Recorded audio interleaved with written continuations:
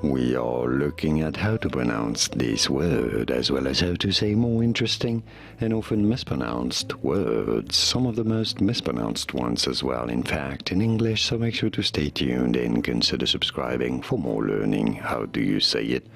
There are two different ways of pronouncing it.